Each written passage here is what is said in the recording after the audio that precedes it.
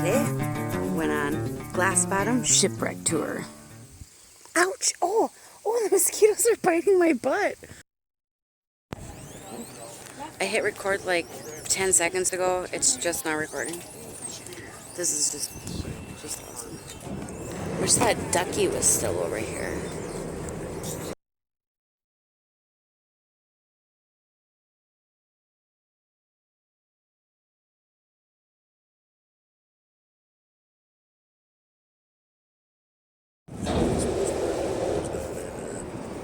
Over here. You're going to see a huge beam sticking up off the deck. That is the tow post. Normal trip. Tie lines around that, run on the shore. Wish we could see right here. That team pulls this ship through the canal system to get around Niagara Falls. About a 30-mile journey. Now, directly behind it is the companionway and chain locker. Storage for anchor chains and dock lines. Sleeping quarters for two. Small metal rings to the side are hawseye rings. Anchor chains came out those rings. Anchors were stored right on the deck of this ship. No. Pine. Smaller hole behind it, bilge pump hole. Manually pump water from the hull from that location anytime she took on water from rough seas or heavy rainstorms. I still don't really... Then we have the front or forward cargo hatch. This is one of the loading areas for the vessel.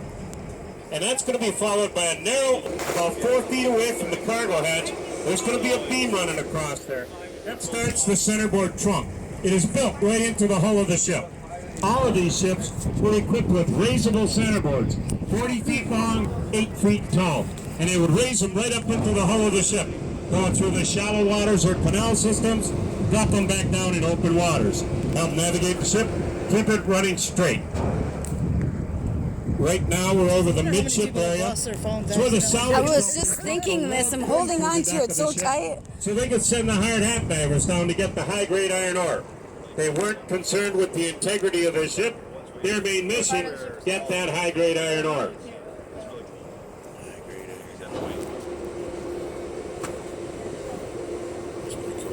You're going to be able to see some gravel-like substance on the deck of the ship. It's actually on both sides.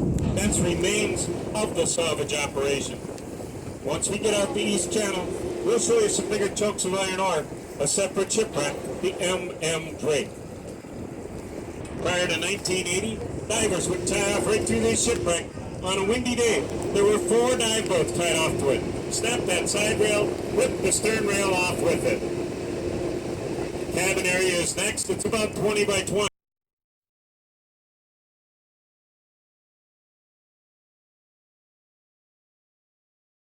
Can I have you slide all the way in? All the way down here. There you go. Makes it easier for the last people coming in.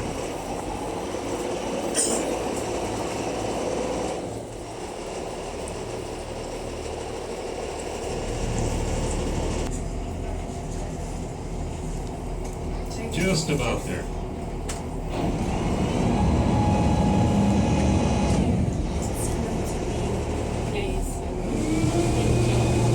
Feeling well? Metal strapping right up over the front of it. Once again, it stands 20 feet tall right there. Broken side rail on both sides.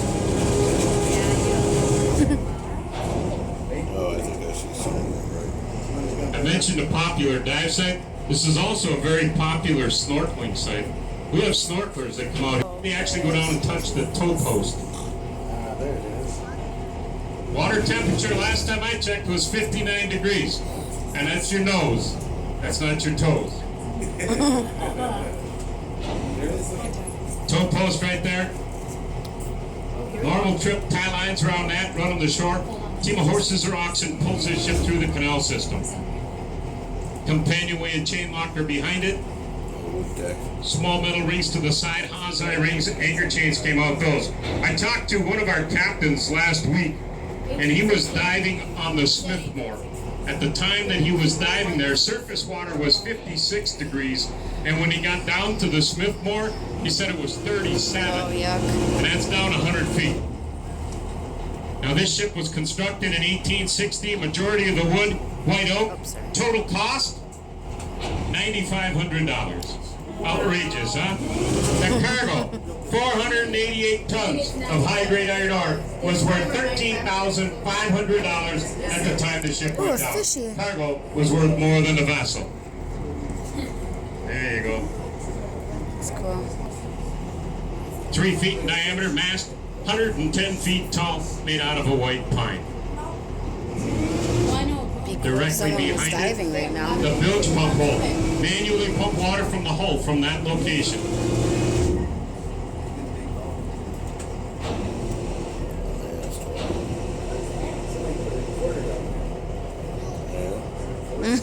Front or forward cargo hatch coming up next. The loading area for the vessel.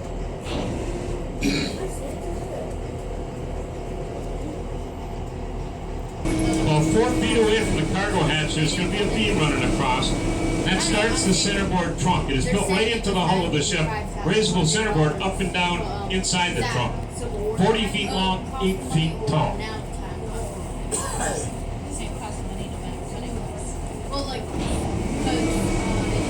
Log boom that was dropped through the deck of the ship lays right there.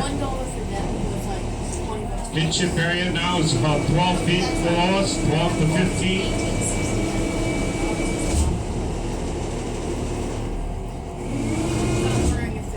That's where the hard head down to get the high-grade iron ore.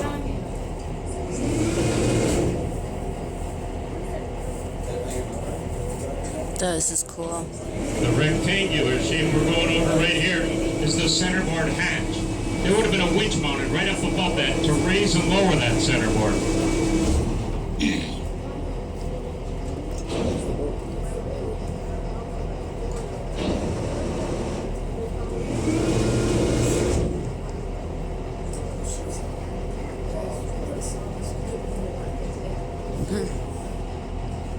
Of the ship, it's actually on both sides.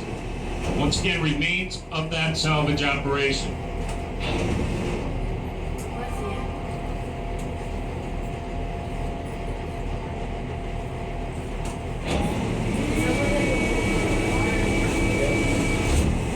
After rear cargo hatch of the loading area, the broken side rail, 55-foot piece lays across the back portion of the ship.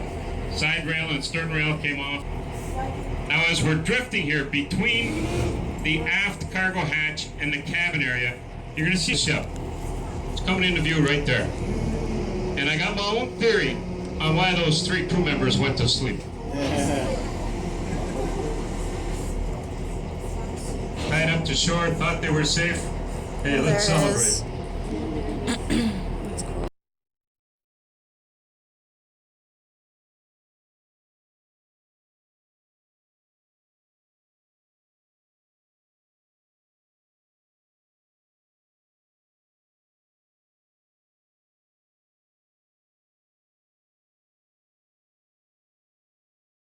Down there in the dark water supported the floor of the cabin.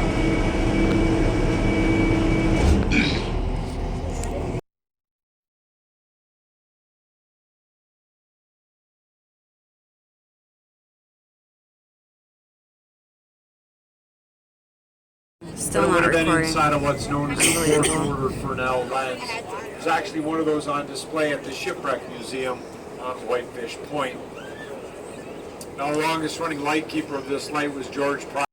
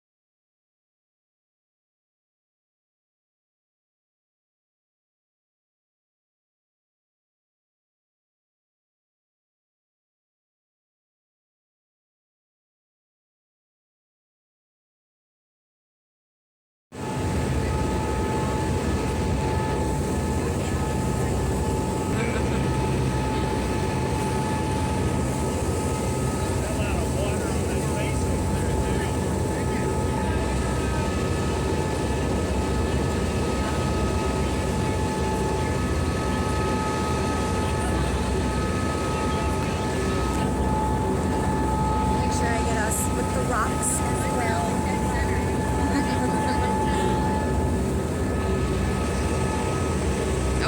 haven't zoomed in too far. Here we go. I don't know why. I'm probably not even getting us at all. It doesn't matter.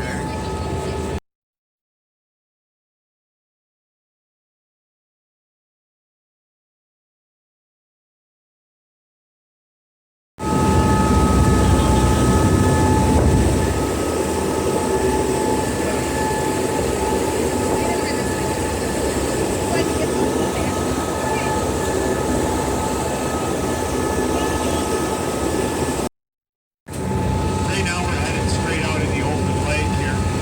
You look straight across, the next stop would be Canada. Ontario's 160 miles across here. You can't see it due to the curvature of the earth.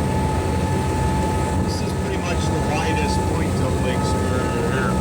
If we went about 90 miles north by northeast of here, we'd be over one of the more famous shipwrecks, the Edmund Fitzgerald, down in about 580 feet of water. Considered a gravesite as all hands went down with the ship. Now if I took the 25 miles north by northwest of here, off the edge of what we call the Big Reef, you'd be over the deepest part of Lake Superior, which is 1,333 feet deep.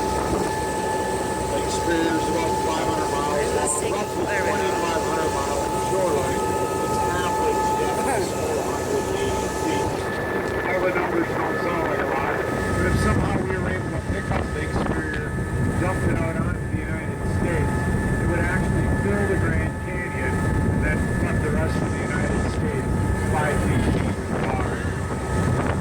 Lake Superior would take the water of all the other Great Lakes, 3 more lakes here on top of it.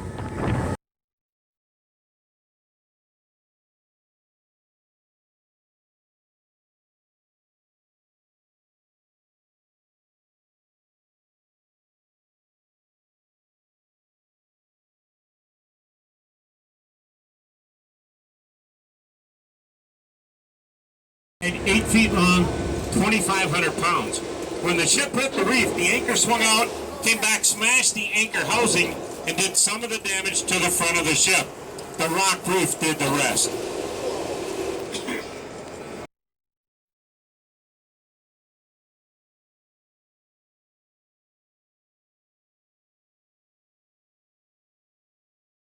Of every layer. You know the layer that's most interesting? You see best represented on the starboard side, looks like a thin band of gravel. It's called the basal conglomerate. It's where a lot of these round rocks that are up in this cave and along the pintured rocks come out of the basal conglomerate, deposited here by the glaciers. Rocks that are not really from this area.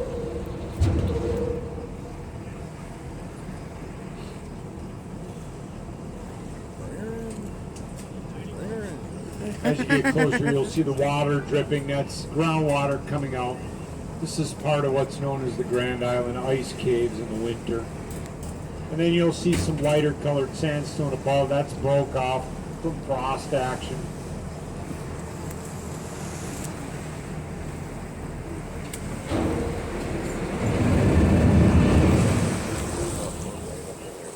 I know, it's cool. I can't take any more video. Oh, you're like, you filled up your card? Filled it all up.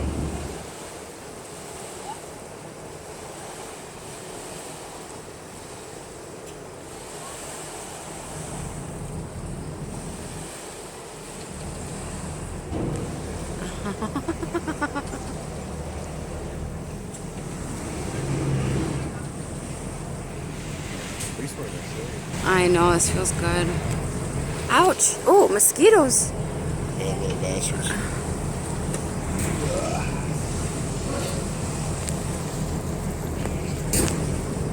Uh-oh.